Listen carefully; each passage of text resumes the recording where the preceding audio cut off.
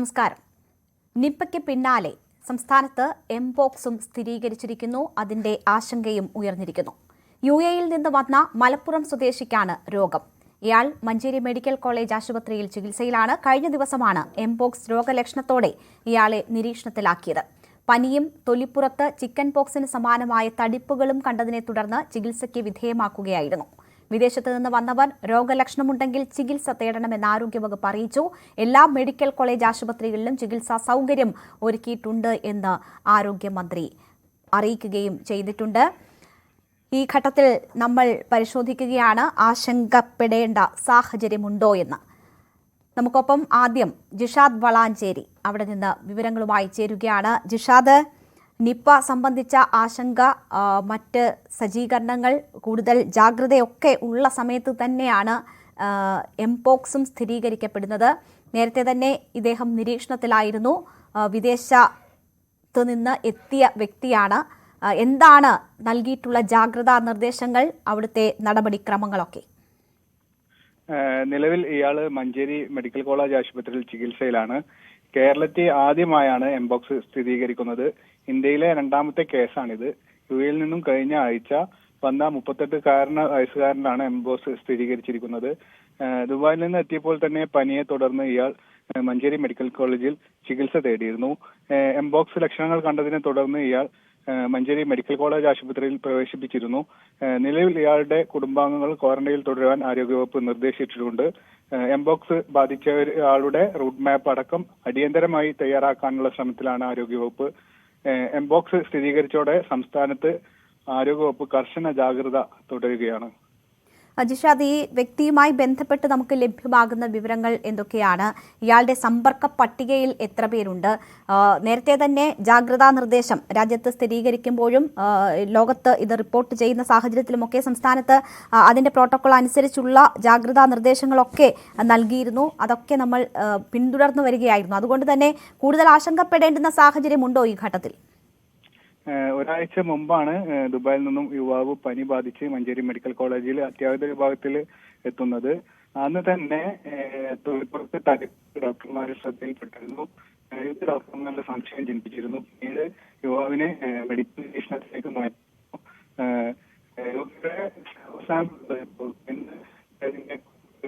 പോസിറ്റീവായതോടെ അതീവ ജാഗ്രതയിലാണ് medical college. ജിഷാദാണ് വിവരങ്ങൾ നൽകിയത്. അല്പം വ്യക്തത കുറവുണ്ട് ശബ്ദത്തിൽ. എന്തായാലും മലപ്പുറത്ത് ആണ് ആദ്യ കേസ് ഇപ്പോൾ റിപ്പോർട്ട് ചെയ്തിരിക്കുന്നത്. ചിക്കൻ പോക്സിന് സമാനമായ തടിപ്പുകൾ കണ്ടതിനെ തുടർന്നാണ് യുവാവിനെ നേരത്തെ തന്നെ നിരീക്ഷണത്തിലാക്കിയത്. അതിന് പിന്നാലെ നടന്ന പരിശോധനയ്ക്കൊടുവിലാണ് ഇപ്പോൾ എംപോക്സ് സ്ഥിരീകരിച്ചിരിക്കുന്നത്. വിദേശത്ത് നിന്ന് വന്നവർ രോഗലക്ഷണമുണ്ടെങ്കിൽ ചികിത്സ തേടണമെന്ന് ആരോഗ്യവകുപ്പ് അറിയിച്ചിട്ടുണ്ട്. എല്ലാ ജില്ലകളിലും ഇത് സംബന്ധിച്ചുള്ള ഒരുക്കങ്ങളും മറ്റ് ചികിത്സ ഉറപ്പാക്കാനുള്ള സൗകര്യങ്ങളും ഉറപ്പാക്കിയിട്ടുണ്ട് എന്നും ആരോഗ്യമന്ത്രി അറിയിക്കുന്നു. എല്ലാ മെഡിക്കൽ കോളേജുകളിലും ചികിത്സാ സൗകര്യം ഒരുക്കിയിട്ടുണ്ട് എന്നാണ് ആരോഗ്യമന്ത്രി പറയുന്നത്. എല്ലാ ജില്ലകളിലും നോഡൽ ഓഫീസർമാരെ നിയോഗിച്ചിട്ടുണ്ട്. ഐസൊലേഷൻ സൗകര്യങ്ങൾ ഉൾപ്പെടെയാണ് ആശുപത്രികളിൽ സജ്ജീകരിച്ചിട്ടുള്ളത് എന്നും ആരോഗ്യമന്ത്രി അറിയിക്കുന്നു. ആശങ്കപ്പെടേണ്ടുന്ന സാഹചര്യമില്ല എന്നതാണ് അധികൃതർ വ്യക്തമാക്കുന്നത്. നേരത്തെ തന്നെ സ്റ്റാൻഡേർഡ് ഓപ്പറേറ്റിംഗ് പ്രൊസീജിയർ സംസ്ഥാനം പുറത്തിറക്കിയിരുന്നതാണ്. അത് സംബന്ധിച്ച് വിദേശത്തു നിന്ന് എത്തുന്നവരെ നിരീക്ഷണത്തിന് വിധേയമാക്കിയിരുന്നതുമാണ്. അതുകൊണ്ട് തന്നെ അധികം ആശങ്കപ്പെടേണ്ടുന്ന സാഹചര്യം ഇത് സംബന്ധിച്ചില്ല എന്നതാണ് വ്യക്തമാകുന്നത്. എന്താണ് എംപോക്സ് എന്ന രോഗം? ഇത് എങ്ങനെ ആളുകളിൽ നിന്ന് ആളുകളിലേക്ക് പകരുന്നു? എങ്ങനെ കരുതലെടുക്കാം ഈ രോഗത്തിനെതിരെ? തുടങ്ങിയ വിവരങ്ങൾ നമുക്ക് വിശദമായി തന്നെ നോക്കാം. അത് സംബന്ധിച്ച എക്സ്പ്ലെയിനർ കാണാം. ഇന്ത്യയിൽ എംപോക്സ് വൈറസ് ബാധ സ്ഥിരീകരിച്ചതോടെ അതീവ ജാഗ്രതയിലാണ് കേന്ദ്ര ആരോഗ്യ മന്ത്രാലയം. തൽക്കാലം ആശങ്കയുടെ സാഹചര്യം ഇല്ലെന്നാണ് വിലയിരുത്തലെങ്കിലും വിമാനത്താവളങ്ങളിലടക്കം കനത്ത ജാഗ്രത തുടരാനും നിർദ്ദേശമുണ്ട്. സംസ്ഥാനങ്ങളും കേന്ദ്രഭരണ പ്രദേശങ്ങളും ജാഗ്രത തുടരണമെന്നും മുന്നറിയിപ്പിൽ പറയുന്നു. എംപോക്സ് ലക്ഷണങ്ങളുള്ളവരെ സ്ക്രീനിംഗ് ചെയ്യുകയും സാമ്പിളുകൾ പരിശോധനയ്ക്ക് വിധേയമാക്കുകയും ചെയ്യുമെന്ന് ആരോഗ്യ മന്ത്രാലയം വ്യക്തമാക്കി. രോഗബാധയുള്ളവർ ഐസൊലേഷന് വിധേയമാകണമെന്നും റിപ്പോർട്ടിലുണ്ട്. രോഗവ്യാപനം തടയാൻ സമ്പർക്ക പട്ടിക തയ്യാറാക്കുന്നതിൽ വിട്ടുവീഴ്ച ചെയ്യരുതെന്നുമാണ് നിർദ്ദേശം. എംപോക്സ് പടർന്നു പിടിച്ച ആഫ്രിക്കൻ രാജ്യത്തു നിന്നും മടങ്ങിയെത്തിയ യുവാവിനാണ് രോഗം സ്ഥിരീകരിച്ചത്. രോഗലക്ഷണങ്ങളോടെ ഡൽഹിയിൽ നിരീക്ഷണത്തിലായിരുന്ന യുവാവിന് west African clade 2 type mpox ആണ് സ്ഥിരീകരിച്ചത്. നിലവിൽ എംപോക്സ് 116 രാജ്യങ്ങളിൽ പടർന്നു പിടിച്ചിരിക്കുകയാണ്. രോഗവ്യാപനത്തിന്റെ അടിസ്ഥാനത്തിൽ ആഗോള ആരോഗ്യ അടിയന്തരാവസ്ഥയും പ്രഖ്യാപിച്ചു. രോഗം ബാധിച്ചയാളുടെ ആരോഗ്യസ്ഥിതിക്ക് നിലവിൽ പ്രശ്നങ്ങളില്ല. മൃഗങ്ങളിൽ നിന്ന് മനുഷ്യരിലേക്ക് പകരുന്ന ജന്തുജന്യ രോഗമായിരുന്നു എംപോക്സ് നേരത്തെ. എന്നാൽ ഇപ്പോൾ മനുഷ്യരിൽ നിന്നും മനുഷ്യരിലേക്ക് പകരുന്നുണ്ട്.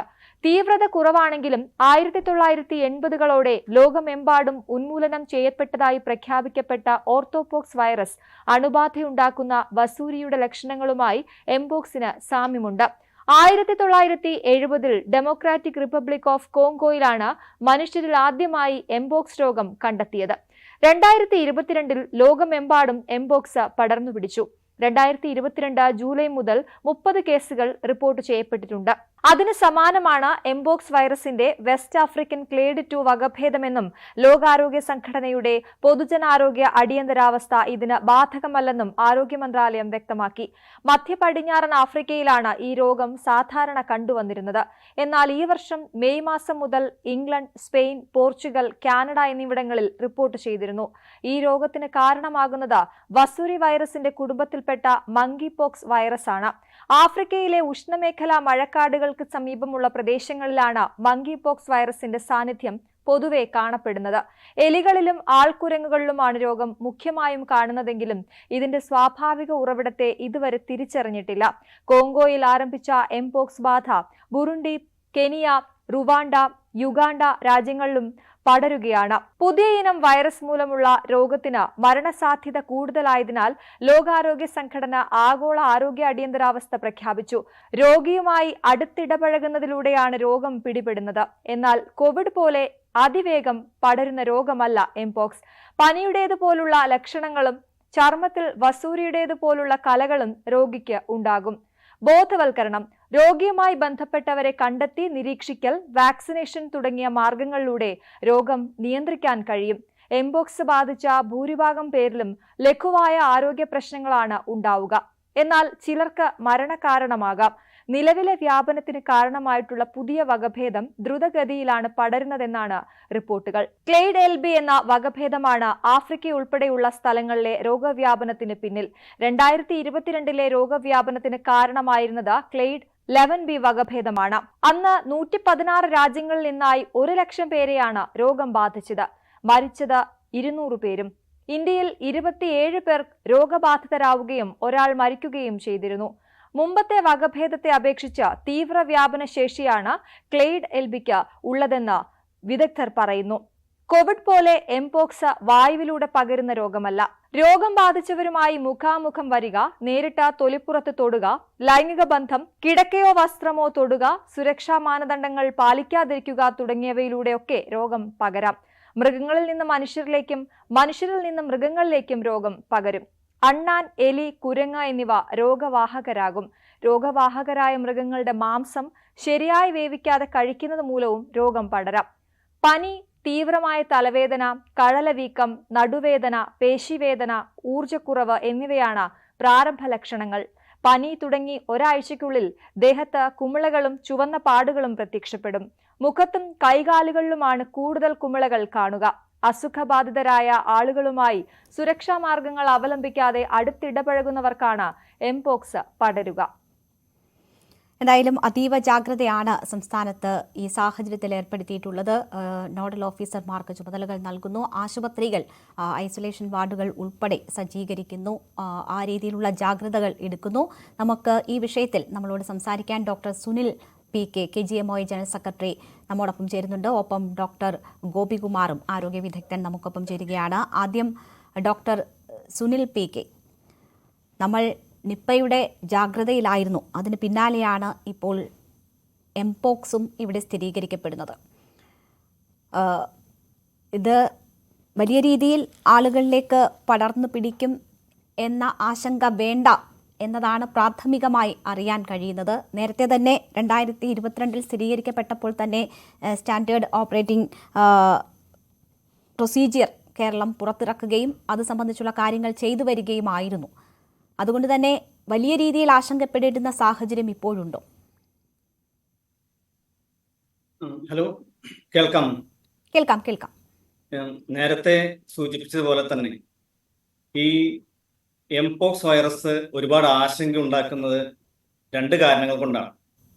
ഒന്ന്, അത് 1980 ഉന്മൂലനം ചെയ്യപ്പെട്ട നമ്മുടെ വസൂരി ഉണ്ടാക്കുന്ന വാരിയോള വൈറസിന്റെ അതേ കുടുംബത്തിൽപ്പെട്ടതാണ് എന്നുള്ളത്.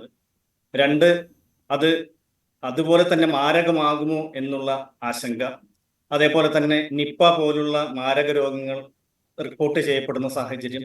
എന്നാൽ നേരത്തെ സൂചിപ്പിച്ചതുപോലെ തന്നെ ഇതിന്റെ ഏറ്റവും ആശ്വാസകരമായ ഒരു കാര്യം എന്ന് പറയുന്നത് നമ്മുടെ വസൂരി പോലെ അത്ര മാരകമായിട്ടുള്ള ഒരു രോഗമല്ല എംപോക്സ് എന്നുള്ളത്. കാരണം നേരത്തെ സൂചിപ്പിച്ച പോലെ തന്നെ 2022 ജനുവരി മുതൽ 2024 ഓഗസ്റ്റ് വരെ ഏതാണ്ട് 1,00,000-ലേറെ കേസുകൾ റിപ്പോർട്ട് ചെയ്യപ്പെട്ടിട്ടുണ്ട്. പക്ഷെ ഏതാണ്ട് 200-ൽ താഴെ മരണങ്ങൾ മാത്രമേ ഉണ്ടായിട്ടുള്ളൂ. നിലവിൽ ഇപ്പോൾ സംഭവിച്ചുകൊണ്ടിരിക്കുന്ന ഇപ്പോഴത്തെ എപ്പിഡമിക്കിൽ ശരാശരി 1 മുതൽ 3.3% മാത്രമാണ് മരണനിരക്ക് എന്ന് പറയുന്നത്. അതേസമയം തുടക്കത്തിലൊക്കെ 10%-ഓളം മരണനിരക്ക് റിപ്പോർട്ട് ചെയ്യപ്പെട്ടിരുന്ന ഒരു അസുഖമായിരുന്നു ഇത്. അപ്പൊ തീർച്ചയായും നമ്മളെല്ലാവരും ജാഗ്രതയോടെ കൂടി ഇരിക്കേണ്ട ഒരു സന്ദർഭമാണ്. അതേസമയം അമിതമായി ആശങ്കകൾക്ക് അടിമപ്പെടേണ്ട യാതൊരു കാര്യവുമില്ല. അതേപോലെ നമ്മുടെ ആരോഗ്യവകുപ്പ് വളരെ കാര്യക്ഷമമായ നടപടികൾ സ്വീകരിച്ചിട്ടുണ്ട്. എല്ലാ ജില്ലകളിലും മെഡിക്കൽ കോളേജുകളിലും അതുപോലെ തന്നെ ജില്ലാ ജനറൽ താലൂക്ക് ആശുപത്രികളിൽ ഉൾപ്പെടെ കൃത്യമായി ഡെസിഗ്നേറ്റ് ചെയ്ത കേന്ദ്രങ്ങൾ ഈ ഐസൊലേഷനും ചികിത്സയ്ക്കുമായി സജ്ജീകരിക്കുകയും നോഡൽ ഓഫീസർമാരെ നിയമിക്കുകയും അവരുടെ പേര് വിവരങ്ങൾ പബ്ലിഷ് ചെയ്യുകയും ഇതിനകം ചെയ്തു കഴിഞ്ഞു. നമ്മൾ കൃത്യമായി സജ്ജരാണ് എന്ന് നമുക്ക് ഉറപ്പിക്കാൻ കഴിയും. ശരി. ഡോക്ടർ ഗോപികുമാർ, ക്ലേഡ് 1, ക്ലേഡ് 2 എന്നീ പ്രധാനപ്പെട്ട 2 വകഭേദങ്ങളാണ് ഉള്ളത്. ഒന്ന് അല്പം തീവ്രതയേറിയതുമാണ്. അതുതന്നെയാണ് ലോകത്ത് കൂടുതലായും പടർന്നു പിടിക്കുന്നത് എന്നാണ് മനസ്സിലാക്കുന്നത്. നമുക്ക് ഇവിടെ അത് സംബന്ധിച്ചുള്ള കൂടുതൽ വിശദാംശങ്ങൾ ലഭ്യമാകേണ്ടിയിരിക്കുന്നു. നേരത്തെ തന്നെ വിദേശത്ത് നിന്ന് എത്തിയ വ്യക്തി ആയതുകൊണ്ട് തന്നെ ആ രീതിയിലുള്ള നിരീക്ഷണം ഉണ്ടായിരുന്നു എന്നാണ് മനസ്സിലാകുന്നത്. ഇതിൻ്റെ വ്യാപന ശേഷി കൂടുതൽ ആളുകളിലേക്ക് ഇത് പകർന്നു പിടിക്കാനുള്ള സാഹചര്യവും സാധ്യതയുമൊക്കെ താങ്കൾ എങ്ങനെയാണ് നോക്കിക്കാണുന്നത്? നേരത്തെ സുനിൽ സൂചിപ്പിച്ചതുപോലെ നമ്മൾ ഭയപ്പെടേണ്ട അല്ലെങ്കിൽ വല്ലാത്ത ഒരു പാനിക്കാകേണ്ട ഒരു സിറ്റുവേഷൻ പോക്സിനെ സംബന്ധിച്ചിടത്തോളം ഇല്ല. സൂചിപ്പിച്ച പോലെ തന്നെ ഇപ്പോൾ വന്നിരിക്കുന്ന ക്ലേഡ് 2 അല്പം വ്യാപനശേഷി കൂടുതൽ ഉള്ളതാണ്. എങ്കിൽ പോലും ഇതിന്റെ വ്യാപനം നടക്കുന്നത് പരസ്പരം സ്പർശങ്ങളിലൂടെയൊക്കെയാണ്. അപ്പോൾ വായുവിലൂടെ നമ്മൾ കോവിഡോ അല്ലെങ്കിൽ അതുപോലെയുള്ള വൈറസ് രോഗങ്ങൾ ബാധിച്ചിരുന്ന പോലെ വായുവിലൂടെ അല്ലെങ്കിൽ ഡ്രോപ്ലെറ്റിലൂടെ അല്ല ഈ മങ്കി പോക്സ് പകരുന്നത് എന്നുള്ളത് തന്നെ ഇതിന്റെ വ്യാപനശേഷി അല്പം കുറവായിരിക്കും എന്നുള്ളത് നമുക്ക് അറിയാൻ സാധിക്കും. പിന്നെ തീവ്രതയുടെയും അല്ലെങ്കിൽ ഇൻഫെക്ഷ്യസ് റേറ്റ് അതുപോലെ തന്നെ ഇത് ഉണ്ടാക്കുന്ന കോംപ്ലിക്കേഷൻസ് അത്തരം കാര്യങ്ങളെ കുറിച്ച് പറയുകയാണെങ്കിൽ വാസ്തവത്തിൽ നമുക്ക് അലാം ചെയ്യേണ്ട കാര്യങ്ങളില്ല. ഒരുപാട് കോംപ്ലിക്കേറ്റഡ് ആയിട്ടുള്ള പ്രശ്നങ്ങൾ അധികം റിപ്പോർട്ട് ചെയ്തിട്ടില്ല. നേരത്തെ സുനിൽ സൂചിപ്പിച്ച പോലെ ഇപ്പോൾ ഡെത്ത് റേറ്റ് ഒക്കെ വളരെ ചെറിയ 1% താഴെയൊക്കെയാണ് ഇപ്പോ ഡെത്ത് റേറ്റ് ഒക്കെ പറയുന്നത്. അത് തന്നെ നമ്മൾ പക്ഷേ കേരളത്തെ സംബന്ധിച്ചിടത്തോളം നമ്മൾ ശ്രദ്ധിക്കേണ്ട ഒരു പ്രധാനപ്പെട്ട കാര്യം കോവിഡിലും വളരെ പ്രധാനമായിട്ട് നമ്മൾ ഊന്നി പറഞ്ഞിരുന്ന കാര്യമാണ്. നമ്മളുടെ വയോജനങ്ങളായാലും കുട്ടികളായാലും ഒക്കെ ഇത്തരം അസുഖം ബാധിക്കുന്നതും അതിന്റെ കോംപ്ലിക്കേറ്റഡ് സ്റ്റേജുകളിലേക്ക് പോകുന്നതിനുള്ള സാധ്യതയും കൂടുതലാണ്. പ്രത്യേകിച്ച് കോമോർബിഡിറ്റീസ് ഉള്ള നമ്മുടെ വയോജനങ്ങൾ, ഡയബറ്റിസിന്റെ ധാരാളം പേർക്ക് ഡയബറ്റിസ് ഉണ്ട്, അതുപോലെ തന്നെ ഹൈപ്പർ ടെൻഷനോട് ബന്ധപ്പെട്ട അസുഖങ്ങൾ, ക്യാൻസർ പോലെയുള്ള പ്രശ്നങ്ങൾ, കിഡ്നി ഡിസീസസ്, ഇങ്ങനെയൊക്കെ പല കോമോർബിഡിറ്റീസും അല്ലെങ്കിൽ മറ്റു പല അസുഖങ്ങളും നിലവിലുള്ള ആൾക്കാർ അവർ കൂടുതൽ ഇതിൽ ശ്രദ്ധ ചെലുത്തണം എന്നുള്ളതാണ് പ്രധാനമായിട്ട് നമുക്ക് പറയാനുള്ളത്. അതുപോലെ തന്നെ കുട്ടികളുടെ കാര്യത്തിൽ കുട്ടികൾ ഏത് ഒരു അസുഖമായാലും ഇപ്പോ ഞാൻ നേരത്തെ ഒരു ചർച്ചയിൽ തന്നെ പറയേണ്ടത്, അതായത് 5ാം പനി അല്ലെങ്കിൽ മീസൽസ് നമ്മൾ അത്ര വലിയ ഒരു പ്രശ്നമുണ്ടാക്കുന്ന രോഗമായിട്ടല്ല കണ്ടിരിക്കുന്നതെങ്കിലും കുട്ടികളിൽ പലപ്പോഴും കൂടുതൽ പ്രശ്നങ്ങൾ ഉണ്ടാക്കാറുണ്ട്. മരണം വരെ സംഭവിക്കുന്ന അവസ്ഥ ഉണ്ടാകാറുണ്ട് നേരത്തെയൊക്കെ. അപ്പൊ അതുപോലെയുള്ള പ്രശ്നങ്ങൾ കുട്ടികളിലും അതുപോലെ തന്നെ വയോജനങ്ങളിൽ, പ്രത്യേകിച്ച് മറ്റ് ശാരീരിക രോഗങ്ങളുള്ളവരിൽ ഉണ്ടാകാമെന്നുള്ള ആ ഒരു മുൻകരുതൽ, ആ ഒരു ധാരണ നമുക്ക് ഉണ്ടാകേണ്ടതും അതനുസരിച്ചുള്ള മുൻകരുതൽ എടുക്കേണ്ടതും അത്യാവശ്യമാണ്. ഇതാണ് ഇതിനെക്കുറിച്ച് കൂടുതലായിട്ട് പറയാനുള്ളത്. പിന്നെ നേരത്തെ പറയുകയുണ്ടായി അതിന്റെ ഡെത്ത് റേറ്റിന്റെ കാര്യം. ഡെത്ത് റേറ്റിന്റെ കാര്യത്തിൽ ഇപ്പൊ വളരെ ചുരുക്കം തന്നെയാണ്, കാര്യമായിട്ടുള്ള ഇത് ഉണ്ടാകുന്നില്ല. പക്ഷെ അതുകൊണ്ട് തന്നെ അത് ഒരു അലാം സൃഷ്ടിക്കേണ്ട ആവശ്യമില്ല. പക്ഷേ തീർച്ചയായും വൈറസ് രോഗങ്ങൾ പെട്ടെന്ന് പടരാൻ സാധ്യതയുള്ളതാണ്. അതിനുള്ള വേണ്ട മുൻകരുതലുകൾ തീർച്ചയായും എടുക്കേണ്ടത് അത്യാവശ്യം.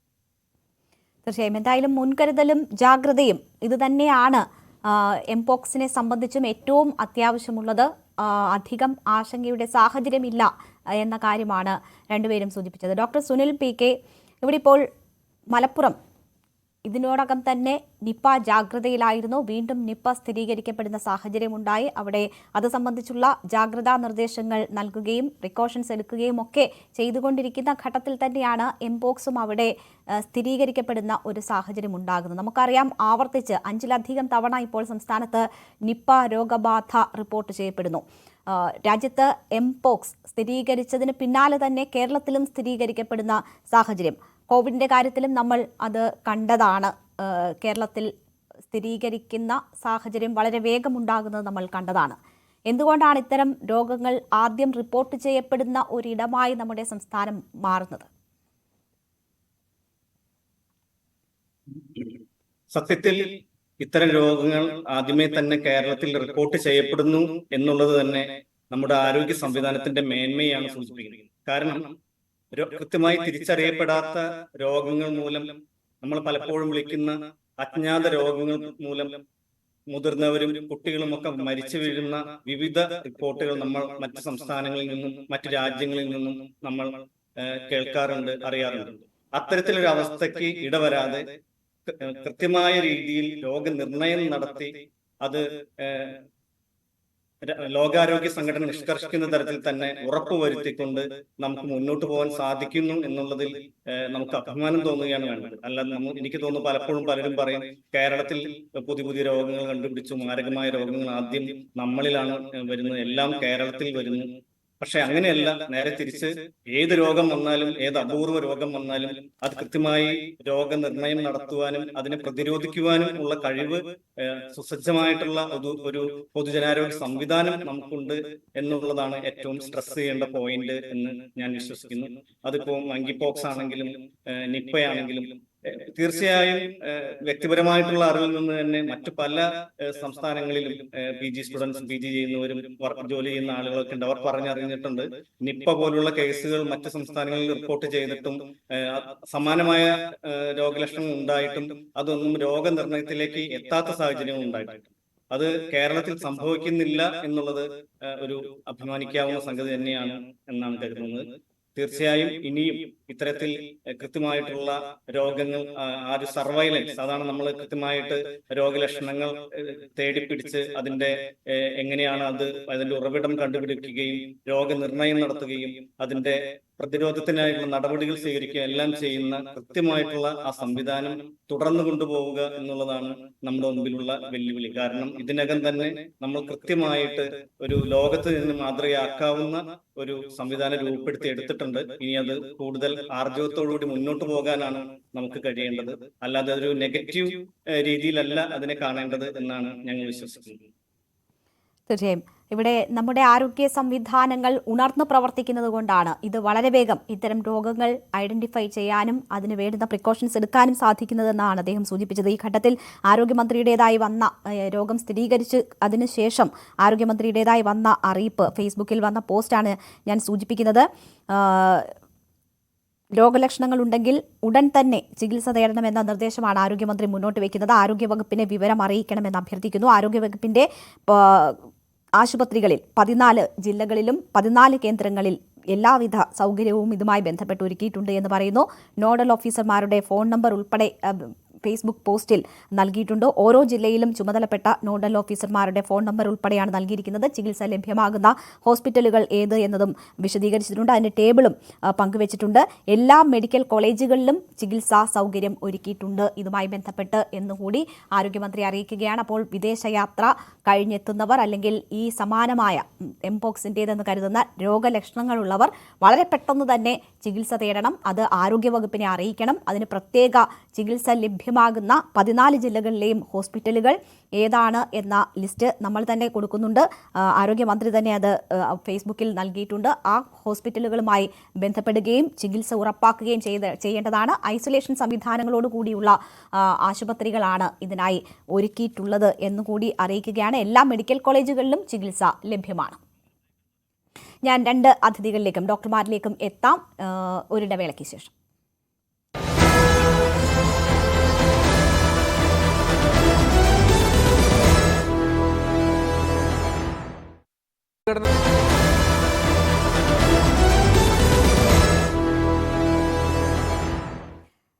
എംപോക്സ് കേരളത്തിലും സ്ഥിരീകരിച്ചിരിക്കുന്നു. മലപ്പുറം സ്വദേശിക്കാണ് രോഗം സ്ഥിരീകരിച്ചിരിക്കുന്നത്. വിദേശ യാത്രയ്ക്ക് ശേഷം എത്തിയ UAE-യിൽ നിന്നെത്തിയ യുവാവിനാണ് രോഗം സ്ഥിരീകരിച്ചിരിക്കുന്നത്. എന്തായാലും അദ്ദേഹം ചികിത്സയിലാണ്. ഇപ്പോൾ ആശങ്കപ്പെടേണ്ടുന്ന സാഹചര്യമില്ല എന്നതാണ് ആരോഗ്യമന്ത്രി ഉൾപ്പെടെ വ്യക്തമാക്കുന്നത്. അതേസമയം കനത്ത ജാഗ്രതയിലാണ് സംസ്ഥാനം.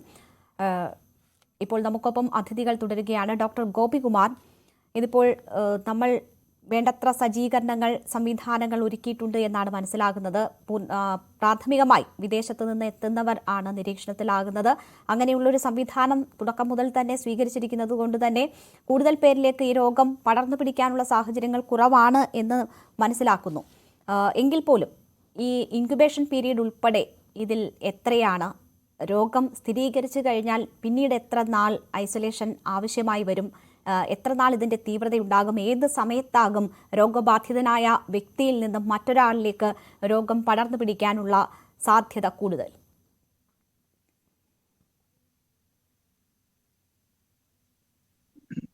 തീർച്ചയായും നേരത്തെ സൂചിപ്പിച്ച പോലെ വ്യക്തമായ രീതിയിൽ തന്നെ ഗവൺമെന്റിന്റെ മെഷീനറി ഇതിന്റെ സ്ഥിരീകരണത്തിന്റെ കാര്യത്തിലായാലും പ്രിവെൻഷന്റെ കാര്യത്തിലായാലും എല്ലാം സജ്ജമാണ് എന്നുള്ളത് നമുക്കറിയാം. കേരളത്തെ സംബന്ധിച്ചിടത്തോളം ഒരു അഡ്വാൻറ്റേജ് കൂടിയുണ്ട് എന്ന് പറയേണ്ടി വരും. കാരണം ഇവിടുത്തെ ജനതയുടെ വിദ്യാഭ്യാസ നിലവാരം അല്ലെങ്കിൽ സാക്ഷരത അതെല്ലാം വളരെ ഇമ്പോർട്ടൻ്റ് ആയിട്ടുള്ള ഒരു ഘടകമാണ്. ഇത്തരം അസുഖങ്ങൾ നമുക്ക് നമ്മുടെ വരുതിയിൽ എത്തിക്കുന്നതിന് അല്ലെങ്കിൽ അതിനെ നിയന്ത്രിക്കുന്നതിന് വേണ്ട കാര്യങ്ങൾ ചെയ്യുന്നതിന് അത് വളരെ ഇമ്പോർട്ടൻ്റ് ആയിട്ട് കോവിഡിന്റെ കാര്യത്തിൽ നമ്മൾ അത് വളരെ കൃത്യമായി കണ്ടു. ഒന്ന്. രണ്ടാമത്തെ കാര്യം, ഇപ്പോൾ ജനങ്ങളും ഇതിനെക്കുറിച്ച് വളരെ ബോധവാന്മാരാണ്. കാരണം ഇത്തരമൊരു അസുഖം വന്നു കഴിഞ്ഞാൽ എന്തൊക്കെ ചെയ്യണം എന്നുള്ളതിനെ കുറിച്ച് ഒരു സാമാന്യ ബോധം നമ്മുടെ ജനങ്ങളുടെ ഇടയിലുണ്ട്. അതുകൊണ്ട് തന്നെ ആരോഗ്യ പ്രവർത്തകർക്കായാലും അല്ലെങ്കിൽ ഗവൺമെന്റിന്റെ മെഷീനറിക്കായാലും ഇതെല്ലാം ഇംപ്ലിമെന്റ് ചെയ്യാൻ വളരെ എളുപ്പമാണ് എന്നുള്ളതാണ്. പ്രത്യേകിച്ച് ഇപ്പോ മലപ്പുറത്ത് വന്നിട്ടുള്ള രോഗി വന്നിരുന്നത് പുറത്തുനിന്ന് വന്നിട്ടുള്ള രോഗിയാണ്. അപ്പൊ അവര് അതിനുശേഷം ഉണ്ടായിട്ടുള്ള ആരുമൊക്കെ ആയിട്ട് കോണ്ടാക്ട് ഉണ്ടായിട്ടുണ്ട്, അവരുടെ മാർഗരേഖകൾ അതെല്ലാം പരിശോധിക്കേണ്ട അത്യാവശ്യമാണ്. ആ രീതിയിൽ ആർക്കൊക്കെ കോണ്ടാക്ട് ഉണ്ടായിട്ടുണ്ട് എന്നുള്ളത്. ഇനി രോഗത്തെക്കുറിച്ച് പറയുമ്പോൾ ഇപ്പോ സാധാരണഗതിയിൽ ഒരു രോഗിയിൽ നിന്ന് മറ്റൊരു രോഗിയിലേക്ക് സ്പർശനങ്ങളിലൂടെ തന്നെ ഇത് പകരൂ എന്നുള്ളതാണ് നാം മനസ്സിലാക്കുന്നത്. അപ്പോൾ ഒരു രോഗിയുമായിട്ട് കോണ്ടാക്ട് ഉണ്ടായിട്ടുണ്ടെങ്കിൽ നിങ്ങൾ നിരീക്ഷണത്തിലാകണം, പരിശോധനയ്ക്ക് വിധേയനാകണം. ഒരു പക്ഷേ വൈറസ് നിങ്ങളിൽ ബാധിച്ചിട്ടുണ്ടായിരിക്കും. അപ്പോൾ അതിന് വേണ്ട പരിശോധനകളും വേണ്ട ചികിത്സാ രീതികളും ഒക്കെ സ്വായത്തമാക്കേണ്ടതുണ്ട്. അതല്ലെങ്കിൽ വളരെ കൃത്യമായിട്ട് നമുക്ക് ഇത് ഐഡന്റിഫൈ ചെയ്യാൻ സാധിക്കുന്ന രീതികൾ നമുക്കുണ്ട് എന്നുള്ളത് നേരത്തെ സൂചിപ്പിക്കുക തന്നെയാണ്. ഇനി ഇതിന്റെ കോംപ്ലിക്കേഷനെ കുറിച്ച് അല്ലെങ്കിൽ ഇതിന്റെ രോഗാവസ്ഥ ഏതൊക്കെ രീതിയിൽ നമുക്ക് പ്രശ്നങ്ങൾ ഉണ്ടാക്കാം എന്നുള്ളത് ഞാൻ നേരത്തെ സൂചിപ്പിക്കേണ്ടായി. ഏറ്റവും കൂടുതൽ ശ്രദ്ധിക്കേണ്ടത് മറ്റൊരു രോഗങ്ങളുള്ള രോഗികളാണ്. ഡയബറ്റിസ്, അതുപോലെ കിഡ്നി ഡിസീസസോ ക്യാൻസറോ അതുപോലെയൊക്കെയുള്ള പ്രായാധിക്യമുള്ളവര്, കൂടുതൽ പ്രശ്നങ്ങൾ ഉള്ളവർ തീർച്ചയായും വളരെ ശ്രദ്ധാലുക്കളായിരിക്കേണ്ടതുണ്ട്. ഓഫ് കോഴ്സ് ഇത് കോണ്ടാക്ട് കൊണ്ട് മാത്രമാണ് പകരുന്നത് എന്ന് നാം പറയുമ്പോൾ അത്തരം മുൻകരുതലുകൾ എടുത്താൽ തന്നെ അത് ധാരാളമായിട്ട് എങ്കിൽ പോലും ഏതെങ്കിലും ലക്ഷണങ്ങൾ കാണുകയാണെങ്കിൽ ഇതിന്റെ ലക്ഷണങ്ങളായിട്ട് പ്രധാനമായി പറയുന്നത് ചെറിയ റാഷസ് ഉണ്ടാകുന്നു. ശരി, അതിന്റെ ലക്ഷണങ്ങളെ കുറിച്ച് ചെറിയ അദ്ദേഹം തടിക്കലുകൾ ഉണ്ടാകുന്ന രീതിയിലേക്ക്. ശരി, ഒരു ചെറിയ സാങ്കേതിക പ്രശ്നമുണ്ട്. ഞാൻ അതിന്റെ ലക്ഷണങ്ങളെ കുറിച്ച് പറഞ്ഞു വരികയായിരുന്നു.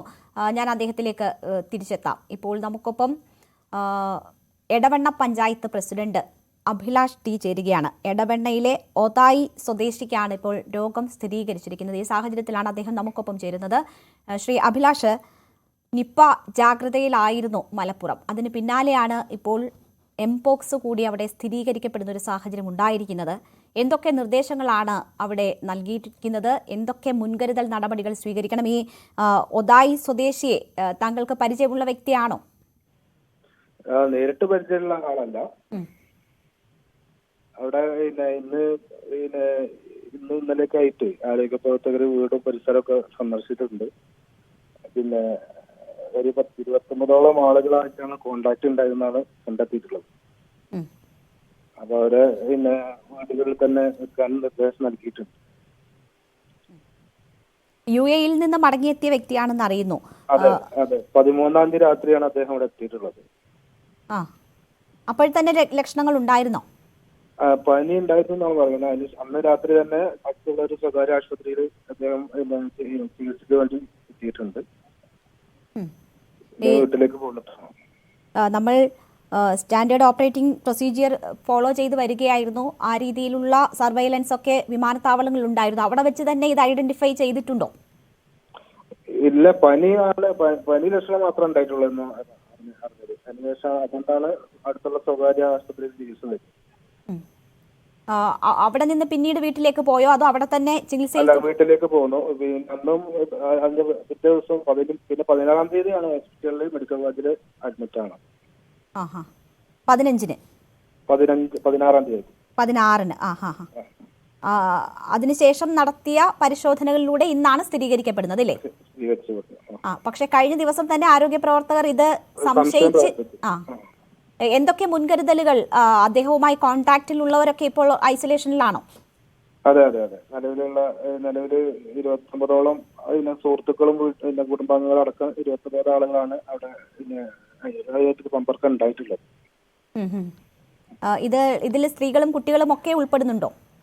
അതെ, വീട്ടിലത്തെ സ്ത്രീകൾ മാത്രമാണ്. അവിടെ കുടുംബാംഗങ്ങൾ മാത്രമാണ്. പുറത്ത് പിന്നെ ഫ്രണ്ട്സ് ആണ് ഉള്ളത്. ഫ്രണ്ട്സുമായിട്ടൊക്കെ അടുത്ത കോണ്ടാക്ട് ഉണ്ടായിട്ടുണ്ട് അല്ലേ? വിദേശത്ത് നിന്ന് മടങ്ങിയെത്തി ഒരു ദിവസം മാത്രം പുറത്തിറങ്ങിയിട്ടുണ്ട്. ഈ സ്വകാര്യ ആശുപത്രിയിൽ ചികിത്സ തേടിയിരുന്നു എന്ന് പറഞ്ഞതിന് ശേഷം പിന്നീട് വീട്ടിലേക്ക് പോയി എന്ന് പറയുന്നു. അവിടെ നിന്ന് രോഗം ഭേദമായി പോവുകയായിരുന്നോ? അതാണ് മനസ്സിലാക്കുന്നത്. പനി മാത്രമല്ലേ കണ്ടിട്ടുള്ളൂ. അപ്പൊ അതുകൊണ്ട് പനിയായിട്ട് ബന്ധപ്പെട്ട മരുന്ന് വാങ്ങിയിട്ട് വന്നതാണ്. ഇപ്പോൾ എങ്ങനെയാണ് അവിടെ ജാഗ്രതാ നിർദ്ദേശം നൽകിയിട്ടുള്ളത്? ഇന്ന് പകലൊക്കെ ആരോഗ്യ പ്രവർത്തകര് കൃത്യമായി വീടും പരിസരമൊക്കെ ആളുകൾ ബോധവൽക്കരണം നടത്തുന്നുണ്ട്. പഞ്ചായത്തിന്റെ ഭാഗത്തുനിന്ന് അതോടൊപ്പം തന്നെ ഗ്രാമപഞ്ചായത്ത് മെമ്പർ നേതൃത്വത്തിലുള്ള ടീം അവിടെ വളരെ സജീവമായി പ്രവർത്തിക്കുന്നുണ്ട്. RRT ടീമുകളടക്കം നാളെ തൊട്ട് പ്രവർത്തനം ആരംഭിക്കും. ഈ കോൺടാക്റ്റിലുള്ള 29 പേർ എന്ന് പറയുന്നവർ വീട്ടിൽ തന്നെ ഐസൊലേഷനിലാണോ അതോ അവരെ ആശുപത്രിയിലേക്ക് മാറ്റിയിട്ടുണ്ടോ? അല്ല, വീട്ടിൽ തന്നെയാണ് ഇപ്പോൾ. അടുത്ത ആരോഗ്യ പ്രവർത്തകരുടെ നിർദ്ദേശം ബാക്കി കാര്യങ്ങൾ ചെയ്യും. ഈ മറ്റെന്തെങ്കിലും ഈ കോൺടാക്റ്റിലുള്ളവർ അല്ലാതെ മറ്റാരെങ്കിലും അല്ലെങ്കിൽ ആ പ്രദേശത്തുള്ളവർ എന്തെങ്കിലും മുൻകരുതലുകൾ സ്വീകരിക്കണം എന്ന നിർദ്ദേശമുണ്ടോ? നിലവിൽ ഇവരെ ഈ പറഞ്ഞ 29 പേരോടാണ് നമ്മൾ നിർദ്ദേശം നൽകി. ആരോഗ്യവകുപ്പ് നിർദ്ദേശം നൽകിയിട്ടുണ്ട്. മറ്റ് ജാഗ്രത പുലർത്താനുള്ള നിർദ്ദേശങ്ങൾ ഈ ഹോസ്പിറ്റൽ കേന്ദ്രീകരിച്ച് നിർദ്ദേശം നൽകിയിട്ടുണ്ട്. പഞ്ചായത്ത് ആവശ്യമായ എല്ലാ സജ്ജീകരണങ്ങളും ഒരുക്കും ആവശ്യപ്പെടുന്നതനുസരിച്ച്. ഈ ആദ്യം പോയ ആശുപത്രി അവിടുത്തെ ആരോഗ്യ പ്രവർത്തകർ അവർ റിസ്ക് കാറ്റഗറിയിൽ വരുന്നവരായിരിക്കുമോ? അവരൊക്കെ ഈ ലിസ്റ്റിലുണ്ട്. ഈ 29 പേരുടെ ലിസ്റ്റിൽ സ്വകാര്യ ആശുപത്രിയിലെ ആരോഗ്യ പ്രവർത്തകർ ഉൾപ്പെടെയുണ്ട് അല്ലേ? ഈ വ്യക്തിയുടെ ആരോഗ്യനില സംബന്ധിച്ച് എന്താണ് ഇപ്പോൾ അറിയാൻ കഴിയുന്നത്? സാധാരണ നമ്മളൊക്കെ ചിക്കൻ ബോക്സിന്റെ ലക്ഷണങ്ങൾ മാത്രമാണ് നമുക്ക് നാട്ടിലൊക്കെ കണ്ടു. ചിക്കൻ ബോക്സ് പോലുള്ള ആ ലക്ഷണമാണ് കണ്ടിട്ടുള്ളൂ. അത് വേറെ ഒന്നും ഇല്ലാന്ന് അറിയാൻ കഴിയും. ആരോടെങ്കിലും ബന്ധുക്കളോടോ മറ്റോ സംസാരിക്കാൻ താങ്കൾക്ക് കഴിഞ്ഞിരുന്നോ? അവർ ആശങ്കയിലാണോ അതോ? ഇല്ല, അവിടെ ഗ്രാമപഞ്ചായത്ത് അംഗം, അവിടെ ആരോഗ്യ സ്റ്റാൻഡിംഗ് കമ്മിറ്റി ചെയർമാൻ കൂടിയാണ് അവിടുത്തെ പഞ്ചായത്ത് അംഗം. അദ്ദേഹം വളരെ കൃത്യമായിട്ട് ഇടപെട്ടുണ്ട്. അപ്പോൾ തൽക്കാലം ഈ കോണ്ടാക്റ്റിൽ വന്നവർക്ക് ഉള്ള നിർദ്ദേശങ്ങളും ഐസൊലേഷനും മാത്രമേ ഉള്ളൂ. മറ്റ് വലിയ രീതിയിലുള്ള ക്രമീകരണങ്ങളോ ജാഗ്രതയോ ഒന്നുമില്ല? മാസ്ക് ധരിക്കുക അങ്ങനെയൊന്നുമുള്ള ഒരു നിർദ്ദേശങ്ങളും ഇല്ല അല്ലേ? മാസ്ക് ധരിക്കാനുള്ള നിർദ്ദേശം നൽകിയിട്ടുണ്ട്. ഇനി ആരോഗ്യ വകുപ്പ് നൽകുന്ന എല്ലാ നിർദ്ദേശങ്ങളും കൃത്യമായി അവിടെ. അത് നിപ്പയുമായി ബന്ധപ്പെട്ടാണോ? അത് നിപ്പ ജാഗ്രതയുമായി ബന്ധപ്പെട്ടാണോ? അല്ല, നിപ്പന്റെ പ്രോട്ടോകോൾ നമ്മളെ പഞ്ചായത്തിലില്ല, നമ്മളെ തൊട്ട പഞ്ചായത്തിലുള്ളൂ. അപ്പോൾ ഇതുമായി ബന്ധപ്പെട്ട് തന്നെ മാസ്ക് ധരിക്കണം എന്നതുൾപ്പെടെയുള്ള നിർദ്ദേശങ്ങൾ ഇതിനോടകം നൽകിയിട്ടുണ്ട്. അത് എടവണ്ണ പഞ്ചായത്തിൽ മാത്രം? എടവണ്ണ പഞ്ചായത്തിന്റെ ഈ ഭാഗങ്ങളിൽ, ഈ വാർഡ് നിൽക്കുന്ന പ്രദേശങ്ങൾ, ഈ രോഗിയുള്ള പ്രദേശങ്ങളിൽ. ഓക്കെ. വളരെ നന്ദി ശ്രീ ടി അഭിലാഷ് ഞങ്ങളോടൊപ്പം സംസാരിച്ചതിന്. എടവണ്ണ പഞ്ചായത്ത് പ്രസിഡന്റാണ്. 29 പേർ, ഏറ്റവും അടുത്ത കോൺടാക്റ്റിൽ വന്നിട്ടുള്ള 29 പേർ നിരീക്ഷണത്തിലുണ്ട് എന്നതാണ് പറയുന്നത്. ഈ രോഗം ബാധിച്ച യുവാവിൻ്റെ ആരോഗ്യസ്ഥിതിയിൽ വലിയ പ്രശ്നങ്ങളില്ല എന്നറിയുന്നു. ചിക്കൻ പോക്സിന് സമാനമായ ലക്ഷണങ്ങളോടുകൂടിയാണ് ആശുപത്രിയിലേക്ക് എത്തിയത് എന്നതാണ് അറിയുന്നത്. ആദ്യം വിദേശത്ത് നിന്ന് എത്തിയ ദിവസം തന്നെ, അതിന് തൊട്ടടുത്ത ദിവസം തന്നെ പനിയെ തുടർന്ന് സ്വകാര്യ ആശുപത്രിയിൽ ചികിത്സ തേടിയിരുന്നു. അവിടെ നിന്ന് വീണ്ടും വീട്ടിലേക്ക് എത്തി. അവിടെ നിന്നാണ് വീണ്ടും രോഗം മൂർച്ഛിച്ചതിനെ തുടർന്ന് ഇപ്പോൾ ആശുപത്രിയിൽ അഡ്മിറ്റ് ചെയ്യുകയും അത് എംപോക്സ് ആണ് എന്ന് സ്ഥിരീകരിക്കുകയും ചെയ്തിരിക്കുന്നത്.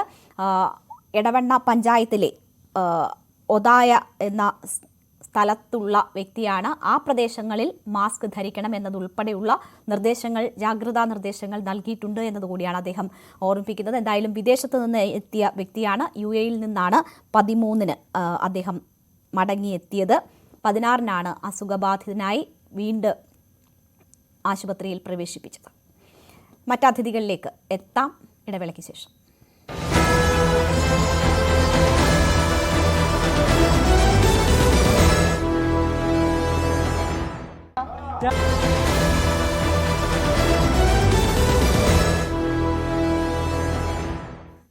വീണ്ടും ചർച്ചയിലേക്ക്. ഡോക്ടർ സുനിൽ, ഇവിടെ ഇപ്പോൾ മലപ്പുറത്തെ ഈ രോഗബാധിതനായ വ്യക്തിയുമായി ബന്ധപ്പെട്ടുള്ള അറിയാവുന്ന വിവരങ്ങൾ പഞ്ചായത്ത് പ്രസിഡന്റ് ഉൾപ്പെടെ പങ്കുവച്ചു. അദ്ദേഹം വിദേശത്ത് നിന്ന് വീട്ടിലെത്തി. അതിനുശേഷമാണ് പനിബാധിതനായി ആശുപത്രിയിൽ എത്തുന്നത്. സ്വകാര്യ ആശുപത്രിയിൽ ചികിത്സിച്ചതിന് ശേഷം മടങ്ങിയെത്തി.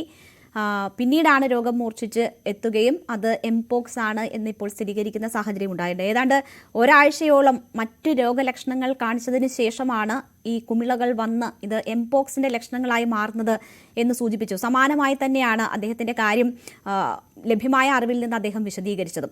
നമുക്കറിയാം, നമ്മുടെ നാട്ടിൽ ഇപ്പോൾ നിപ്പ ഉൾപ്പെടെയുള്ള രോഗങ്ങൾ വരുന്ന ഒരു സാഹചര്യമുണ്ട്. പലതരത്തിലുള്ള പകർച്ചപ്പനികൾ പകരുന്നുണ്ട്. ചിക്കൻ പോക്സ് ഉൾപ്പെടെയുള്ള രോഗങ്ങളും പലയിടങ്ങളിലും സ്പ്രെഡ് ചെയ്തതായിട്ടുള്ള വിവരങ്ങളുണ്ട്.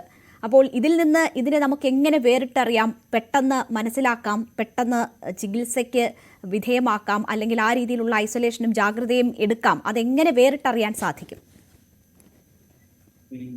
എംപോക്സിനെ സംബന്ധിച്ച് ഇൻക്യുബേഷൻ പീരീഡ് 3 മുതൽ 17 ദിവസം വരെയാണ്. ഇതിൽ മിക്കവാറും പേരിൽ ഒരു റാഷ് അഥവാ ദേഹത്തുള്ള ഒരു തിണർപ്പായിട്ടാണ് വരിക. ഒരു റാഷ്, അത് ചിക്കൻ ബോക്സിലൊക്കെ കാണുന്നത് പോലെ തന്നെ വെള്ളം നിറഞ്ഞ കുമിളകളായിട്ടാണ്.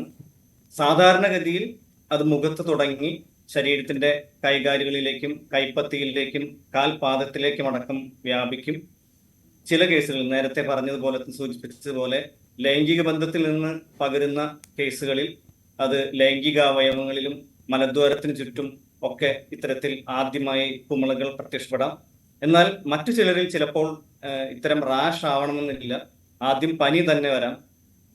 പിന്നീട് ഇത്തരത്തിലുള്ള റാഷുകൾ 2 മുതൽ 4 ആഴ്ച വരെ നീണ്ടു നിൽക്കാവുന്നതാണ്.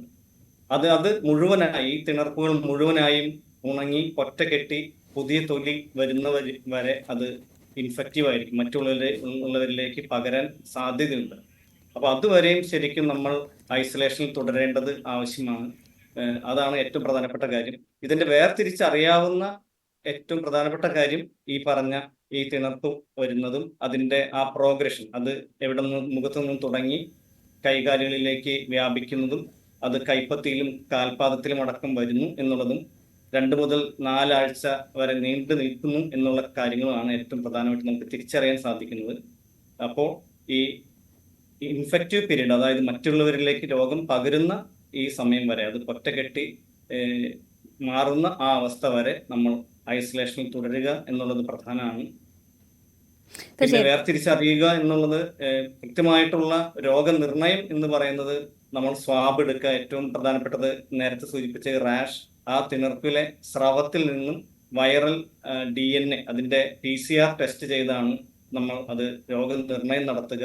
അത്തരത്തിൽ തൊലിപ്പുറമെയോ അല്ലെങ്കിൽ മ്യൂക്കോസയിലോ ഇത്തരത്തിൽ റാഷ് ഇല്ലെങ്കിൽ, ഈ തിണർപ്പുകൾ ഇല്ലെങ്കിൽ മാത്രം നമുക്ക് ത്രോട്ട് സ്വാബ് എടുത്ത് ഈ പറഞ്ഞ DNA പോളിമറൈസ് ടെസ്റ്റ് ചെയ്യാം, PCR ടെസ്റ്റ് ചെയ്യാം. അതാണ് രോഗനിർണയത്തിനുള്ള കാര്യങ്ങൾ. പിന്നെ ഏതൊരു ഈ രോഗപകർച്ച കോവിഡ് പോലെയോ H1N1 പോലെയോ വായുവിലൂടെ പകർന്നു പിടിക്കില്ല എന്നത് വലിയ രീതിയിൽ കൂടുതൽ പേരിലേക്ക് രോഗം പകരുന്നതിനുള്ള സാഹചര്യം ഇല്ലാതാക്കുമെന്നാണോ കരുതുന്നത്? ഇപ്പോൾ ക്ലോസ് കോണ്ടാക്റ്റിൽ വരുന്ന ഒരു വീട്ടിൽ തന്നെയും എല്ലാവർക്കും വരാതെ തന്നെ രോഗം മാറാനുള്ള സാഹചര്യമുണ്ട് എന്നതാണോ അതിൽ നിന്ന് നമ്മൾ മനസ്സിലാക്കേണ്ടത്? വളരെ ക്ലോസ് കോണ്ടാക്റ്റിൽ വരുന്ന ആളുകളുമായി മാത്രം അങ്ങനെ ആളുകളിലേക്ക് മാത്രം പകരുന്ന ഒരു രോഗമായി കരുതാമോ? ഇതിൽ പറയുന്ന കാര്യങ്ങൾ, ഒന്ന് ഫേസ് ടു ഫേസ്, നമ്മൾ മുഖാമുഖം നിൽക്കുന്നു, ഒരാളുമായി ചേർന്ന് നിൽക്കുന്നു, അയാളുമായി വളരെ അടുത്ത് നിന്ന് സംസാരിക്കുന്നു, ശ്വാസോച്ഛ്വാസം വളരെ അടുത്ത് നിന്ന് ചെയ്യുന്നു. ഇത്തരത്തിലുള്ള കോണ്ടാക്റ്റ് ആണ് ഒന്ന് പകരാനുള്ള സാധ്യത. രണ്ടാമത്തേത് സ്കിൻ ടു സ്കിൻ, അതായത് നമ്മൾ ടച്ച് ചെയ്യുന്നു, അയാളെ സ്പർശിക്കുന്നു, ലൈംഗിക ബന്ധം പുലർത്തുന്നു, ഇത്തരത്തിലുള്ള കാര്യങ്ങൾ. മൂന്നാമത്തേത് മൗത്ത് ടു മൗത്ത് അല്ലെങ്കിൽ മൗത്ത് ടു സ്കിൻ, അതായത് ചുംബനത്തിലൂടെ ഇത് പകരാം. അതുപോലെ തന്നെ ആ രോഗിയുടെ വസ്തുക്കളുമായി, അയാൾ ഉപയോഗിച്ച വസ്ത്രം, അയാളുടെ കിടക്ക, ഇത്തരത്തിൽ കാര്യങ്ങൾ അതുമായി നമ്മൾ കോണ്ടാക്ട് ഉണ്ടാവുകയാണെങ്കിലും ഇത് പകരാം.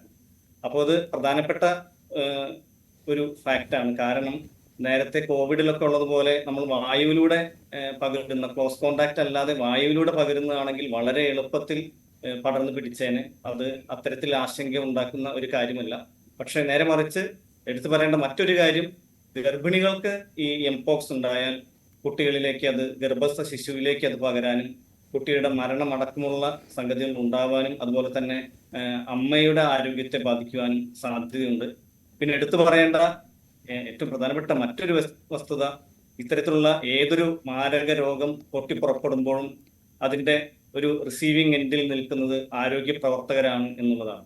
കാരണം ഇതിൽ തന്നെ ഏറ്റവും ഹൈ റിസ്ക് ഗ്രൂപ്പ് എന്ന് പറയുന്ന അതിൽ ഒന്നാമത്തെ ഗ്രൂപ്പ് ഈ ഇത്തരം രോഗികളുമായി ഇടപെടുന്ന, അവരുടെ സ്രവവുമായി കോണ്ടാക്ട് വരുന്ന ആരോഗ്യ പ്രവർത്തകരാണ്. അപ്പോൾ തീർച്ചയായും ലോകാരോഗ്യ സംഘടന നിഷ്കർഷിച്ചിട്ടുള്ള സ്റ്റാൻഡേർഡ് പ്രോട്ടോകോൾ പ്രകാരമുള്ള PPE ഒക്കെ ഉപയോഗിച്ച് ഈ രോഗപകർച്ച തടയാൻ ആരോഗ്യ പ്രവർത്തകർ ശ്രദ്ധിക്കും എന്നുള്ളത് ഉറപ്പാണ്. എങ്കിൽ പോലും ഇത്തരത്തിലുള്ള മാരക രോഗങ്ങളുമായി ആ രോഗികളെ ശുശ്രൂഷിക്കുകയും അവരുടെ സ്രവങ്ങൾ കൈകാര്യം ചെയ്യുകയും അവരുമായി ഏറ്റവും അടുത്ത് സമ്പർക്കം പുലർത്തുകയും ചെയ്യുന്ന ആരോഗ്യ പ്രവർത്തകരാണ് ഇവിടെ ഏറ്റവും അധികം ഒരു ഹൈ റിസ്ക് ഗ്രൂപ്പ് എന്ന് പറയുന്നത്. അപ്പൊ അവരും ഇതിന്റെ ഒരു റിസീവിംഗ് എൻഡിലുള്ള കൂട്ടരാണ്. തീർച്ചയായും.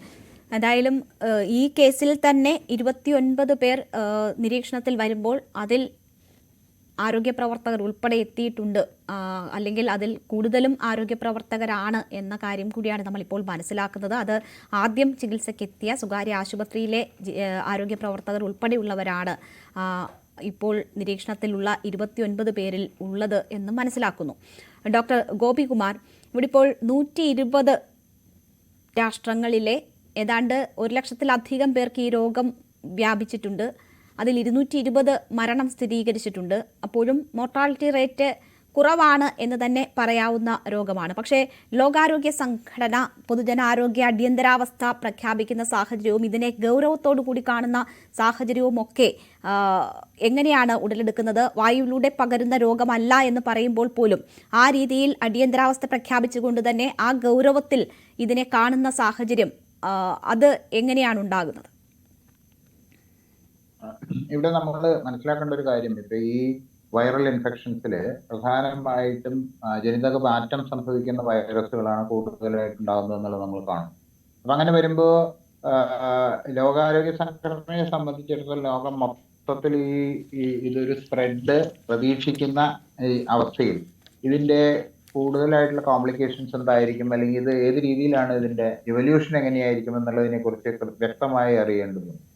അത് അറിയാത്തിടത്തോളം നമ്മളൊരു രോഗത്തെ സ്പ്രെഡ് ചെയ്യുന്നതിൽ നിന്ന് തീർച്ചയായും അതിനെ നിയന്ത്രിക്കേണ്ടത് അത്യന്താപേക്ഷിതമാണ്. ഇല്ലെങ്കിൽ ഇപ്പൊ പ്രത്യേകിച്ച് അണ്ടർ ഡെവലപ്ഡ് കൺട്രീസിലേക്കൊക്കെ അങ്ങനെയുള്ള സ്ഥലങ്ങളിലേക്കൊക്കെ ഈ അസുഖം എത്തിക്കഴിയുമ്പോൾ ഉണ്ടാകുന്ന വിപത്ത്, അവിടെ ഒരുപക്ഷെ ഇതുപോലെയുള്ള പ്രിക്കോഷൻസ് എടുക്കുന്നതിനുള്ള സാഹചര്യങ്ങളും അതുപോലെയുള്ള അവർക്കുള്ള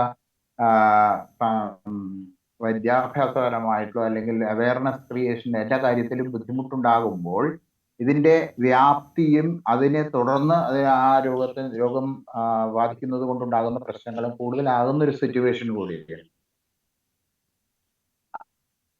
അതെല്ലാം മുൻകൂട്ടി കണ്ടുകൊണ്ടാണ് പ്രത്യേകിച്ച് സംഭവിച്ച് ഈ വേറെ ഒരു പ്രിക്കോഷൻ അതും കൂടെ ഇതിനെ കണക്കിലെടുത്തുകൊണ്ടാണ് ലോകാരോഗ്യ സംഘടന ഇത്തരം കർശനമായ നിർദ്ദേശങ്ങൾ നൽകുന്നത്. അതുപോലെ തന്നെ ഞാൻ നേരത്തെ സൂചിപ്പിച്ചതുപോലെ ഇത് കൂടുതൽ രോഗികളിലേക്ക് പടരുന്ന അല്ലെങ്കിൽ കൂടുതൽ ആളുകളിലേക്ക് പടരുമ്പോൾ അവരിലുള്ള ഓൾറെഡി ഉള്ള അസുഖങ്ങളുമായിട്ട് ബന്ധപ്പെട്ടുകൊണ്ട് കൂടുതൽ പ്രശ്നങ്ങൾ ഉണ്ടാക്കി മരണനിരക്ക് കൂടുന്നതിനുള്ള ഒരു സാഹചര്യവും നിലനിൽക്കുന്നുണ്ട്. അപ്പൊ രോഗത്തെ കർശനമായി നിയന്ത്രിക്കാനായിട്ട് ഇത്തരം മാർഗങ്ങൾ സ്വീകരിക്കേണ്ടത് അത്യാവശ്യമാണ് എന്നുള്ളത് കൊണ്ടുകൂടിയാണ് അത്തരം നീക്കങ്ങൾ ലോകാരോഗ്യ സംഘടനയുടെ ഭാഗത്തു നിന്നാകട്ടെ നമ്മുടെ ആരോഗ്യ വകുപ്പിന്റെ ഭാഗത്തു നിന്നായിട്ട് ഇന്ത്യയിലെ കേന്ദ്ര ആരോഗ്യ വകുപ്പ് പോലും അതുപോലെ ശക്തമായ നിർദ്ദേശങ്ങളാണ് തന്നിട്ടുള്ളത്. അപ്പൊ ഇത്തരം കാര്യങ്ങൾ നമ്മൾ കൃത്യമായി പരിപാലിക്കേണ്ടതുണ്ട്. ഇപ്പോ നേരത്തെ സൂചിപ്പിച്ചതുപോലെ ഒരു 10 ദിവസമെങ്കിലും കോണ്ടാക്ട് ഉണ്ടായതിനു ശേഷം ഒരു 10 ദിവസം 12 ദിവസം എടുക്കും ഇതിന്റെ ലക്ഷണങ്ങൾ കണ്ടുവരാൻ. അത് കഴിഞ്ഞ് 2 ആഴ്ച മുതൽ 3 ആഴ്ച വരെ ഇതിന്റെ വ്യാപനം നിലനിൽക്കുന്നുണ്ട്. തീർച്ചയായും വായുവിലൂടെയോ അല്ലെങ്കിൽ ഡ്രോപ്ലെറ്റ്സിലൂടെയോ പകരാത്തിടത്തോളം ഇതിന്റെ ശരി ചില സാങ്കേതിക പ്രശ്നങ്ങളുണ്ട്. എന്തായാലും വായിലൂടെ പകരാത്തത് കൊണ്ട് തന്നെ ആ രീതിയിൽ വലിയ ആശങ്കയ്ക്ക് വകയില്ല എന്നതാണ് അദ്ദേഹം സൂചിപ്പിച്ചത്. ഡോക്ടർ സുനിൽ PK, ഇവിടെ ഇപ്പോൾ എന്താണ് ഇതിന്റെ ട്രീറ്റ്മെന്റ്? വളരെ സ്പെസിഫിക് ആയിട്ടുള്ള ഒരു ട്രീറ്റ്മെന്റ് ഇല്ല എന്നത് ഇത് സംബന്ധിച്ച് ആശങ്കയുണ്ടാക്കുന്ന ഒരു കാര്യമാണ്. പ്രതിരോധത്തിനുള്ള മാർഗങ്ങൾ, ട്രീറ്റ്മെന്റ് സംബന്ധിച്ചുള്ള മാർഗങ്ങൾ കൂടി ഇതിൽ ഇപ്പോ സൂചിപ്പിച്ച പോലെ തന്നെ സ്പെസിഫിക് ആയിട്ടുള്ള ഒരു ആന്റിവൈറൽ ഡ്രഗ് എന്ന് പറയുന്നത് ഇപ്പോഴും അതിന്റെ ക്ലിനിക്കൽ ട്രയലുകൾ നടന്നുകൊണ്ടിരിക്കുകയാണ്. തീർച്ചയായും പല രാജ്യങ്ങളിലും ഇഫക്റ്റീവ് ആയിട്ടുള്ള മരുന്നുകൾക്കുള്ള ട്രയലുകൾ വിജയത്തിന്റെ പാതയിലാണ്. എങ്കിൽ പോലും ട്രീറ്റ്മെന്റിൽ, ചികിത്സയിൽ ഏറ്റവും പ്രധാനമെന്ന് പറയുന്നത് സപ്പോർട്ടീവ് കെയർ ആണ്. രോഗിക്ക് ഈ രോഗിയുടെ രോഗലക്ഷണങ്ങൾക്കനുസരിച്ചുള്ള ആ ശമനത്തിനായുള്ള ചികിത്സ നൽകുക, അതോടൊപ്പം തന്നെ മികച്ച ന്യൂട്രീഷൻ ഒഴിവാക്കുക, നിർജ്ജലീകരണം തടയുക, ഈ രോഗത്തിന്റെ സങ്കീർണതകൾ ഒഴിവാക്കുക. ഇത്തരത്തിലുള്ള ഇതിനെയൊക്കെ അടിസ്ഥാനപ്പെടുത്തിയാണ് ഇപ്പോൾ നമ്മൾ ചികിത്സ നൽകുന്നത്. പിന്നെ ഏതാണ്ട് ഇഫക്റ്റീവ് ആയിട്ടുള്ള എംപോക്സ് വാക്സിനുകൾ ആഫ്രിക്കൻ രാജ്യങ്ങളിലടക്കം ലഭ്യമാണ്. അത് പ്രീ എക്സ്പോഷർ പ്രൊഫൈലാക്സിസ്, പ്രത്യേകിച്ച് നേരത്തെ സൂചിപ്പിച്ച ഹൈ റിസ്ക് ഗ്രൂപ്പിൽപ്പെട്ട ആരോഗ്യ പ്രവർത്തകർക്ക് ഉൾപ്പെടെ പ്രീ എക്സ്പോഷർ പ്രൊഫൈലാക്സിസ്, ഇതുമായി സമ്പർക്കം വരുന്നതിന് മുമ്പേ തന്നെ നൽകാവുന്ന രീതിയിൽ വാക്സിൻ അവൈലബിൾ ആണ്. അതുപോലെ തന്നെ ഒരു രോഗിയുമായി സമ്പർക്കം ഉണ്ടായാൽ ഒരു 3 ദിവസത്തിനകം തന്നെ വാക്സിൻ നൽകിയാൽ അത് മറ്റൊരാളിലേക്ക് പകരുന്നത് തടയാൻ കഴിയും. അത് ഇത്തരത്തിൽ ഒറ്റയ്ക്കുള്ള 1-2 കേസുകൾ വരുമ്പോഴല്ല നമ്മൾ അത്തരത്തിൽ ഉള്ള നടപടികൾ, വാക്സിനേഷൻ അടക്കം ഉള്ള നടപടികൾ സ്വീകരിക്കുക. തീർച്ചയായും ഒരു വലിയ സ്കെയിലിൽ ഒരു എപ്പിഡമിക്, വലിയൊരു എപ്പിഡമിക് എന്നുള്ള രീതിയിൽ അത് പോകുമ്പോഴാണ് നമ്മൾ അത്തരത്തിലുള്ള രീതിയിൽ. ശരി, എന്തായാലും നിലവിൽ ജാഗ്രതാ നിർദ്ദേശം നൽകിയിട്ടുണ്ട്. നല്ല ജാഗ്രത ഉണ്ടാവണം ഈ കാര്യത്തിൽ എന്ന് ആരോഗ്യമന്ത്രി ഉൾപ്പെടെ നിർദ്ദേശിക്കുന്നു. വിദേശത്ത് നിന്ന് മടങ്ങിയെത്തുന്നവരിൽ ഉൾപ്പെടെ ഏതെങ്കിലും തരത്തിൽ രോഗലക്ഷണങ്ങൾ ഉണ്ടെങ്കിൽ അവർ പ്രത്യേക കെയർ എടുക്കണം, ജാഗ്രത ഉണ്ടാകണം. അപ്പോൾ പോലും ആശങ്കപ്പെടേണ്ടുന്ന സാഹചര്യം സംസ്ഥാനത്തില്ല എന്നതാണ് മനസ്സിലാക്കുന്നത്. വളരെ നന്ദി ചർച്ചയിൽ പങ്കെടുത്ത 2 അതിഥികൾക്കും. ഈ സ്പെഷ്യൽ ഡിബേറ്റ് ഇവിടെ പൂർണ്ണമാകുന്നു. നമസ്കാരം.